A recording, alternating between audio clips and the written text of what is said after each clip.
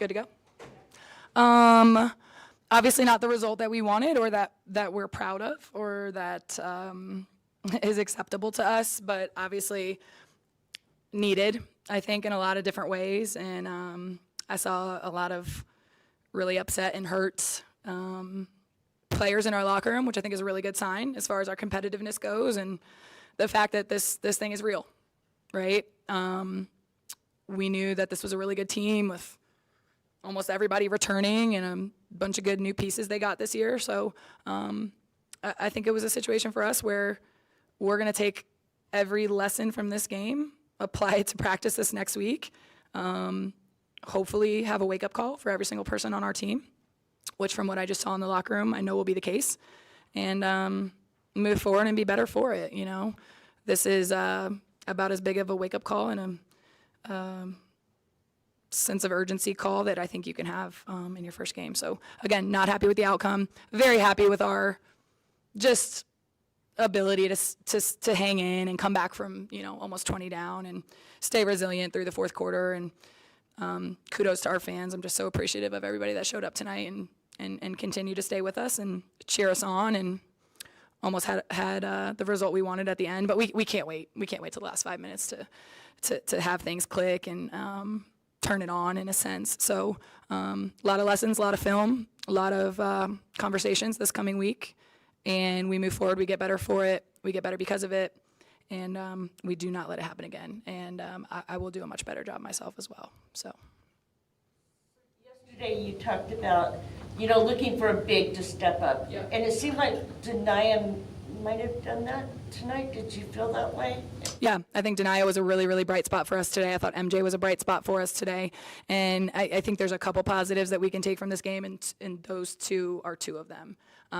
So again, like I said, there's a lot of question marks on some positions for us. And, you know, I think those two answered some of those questions for us today. So it's good. We're going to have a lot of things solidified from like a lineup standpoint and an effectiveness standpoint after this game. So I think that's going to be really good. Like I told the players in the locker room, I don't ever want to go out, you know, against anybody, practice guys, an exhibition game. We never want to lose. But if we can take some valuable information from this, then I think it's a good thing for us. And Go ahead. You were talking about boxing out yesterday, and then they rebounded you and also had a bunch more second chance points. What were you seeing in regard to that aspect of the game? Yeah, that's 100% a toughness category and a want to and a discipline, and I will own that, and that is completely on me as a head coach to get corrected. It is something we talk about. It is something we practice. It is something that we preach, and so obviously I've got to find another way to wake them up if this wasn't enough, which I believe that this will be, but we can't we can't lose any category that comes down to toughness or discipline or just a willingness to go get the basketball, which they had from start to finish. Yep. You had two runs where you got the score down, especially at the end in the fourth quarter. What clicked there for the players?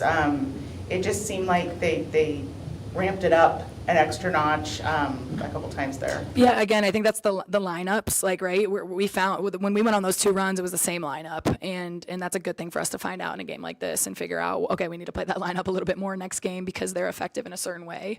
So I think those runs were lineups, but I also think those runs were the defensive end when we were getting stops. You know, I mean, we held them to 60. You hold a team to 60, you got to win the game, right? Unfortunately, we weren't very effective on the offensive end tonight, and even on the days where you're not, because we're gonna have nights where we don't shoot it well. You need to be elite defensively, and that's not giving up 16 offensive rebounds, and you know, just not finishing possessions like we did today. So that will absolutely be corrected. But those runs started on the defensive end of the floor and started with those specific lineups. So we need more of those runs. We need those runs to last a little bit longer, and we'll learn from it. How do you evaluate the team performance in the first half versus the second half? Sorry, can you repeat that? So how do you evaluate the team performance in the first half versus the second half? They were very similar, right? Like in the first quarter, we gave up 20, and then we buckled down in the second quarter and only gave up 13 on the defensive end. And then in the third quarter, we gave up 19. We gave up 19, and then in the fourth quarter, we buckled down. We held them to 8. But you can't wait till the fourth quarter to hold them to 8 1/4. That's something we should be doing consistently, especially against a team like that, So it was more of a, we think we're going to outscore you. Our shots will start falling versus let's continue to defend, rebound, do all the little things, be disciplined. I think that they got away from that mindset. But I think each half was a little bit similar in terms of the runs and the bright spots. I was just happy with how we finished the fourth. And, there was a point where we got down however many we did where you could have, down 18 or whatever the case may be, and they could have folded, they could have quit, they got pouty with each other, and they stuck to it. So I was happy and proud of them for that. The first of Mickey's 2 3-pointers in the last 5 seconds or so, do you think that one was going in? I think the ball's going in every time Mickey shoots it. That's as bad as you'll ever see her shoot it. She was 1 for 13. And she would own that, and we're back in the gym tomorrow.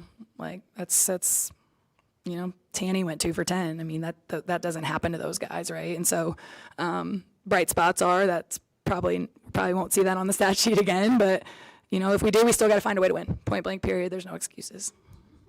The low assist total is reflective of maybe the idea that they haven't played together. Yeah, absolutely. I think there's a lot of fans here tonight. I think some kids got in the game that have never even seen this many people before.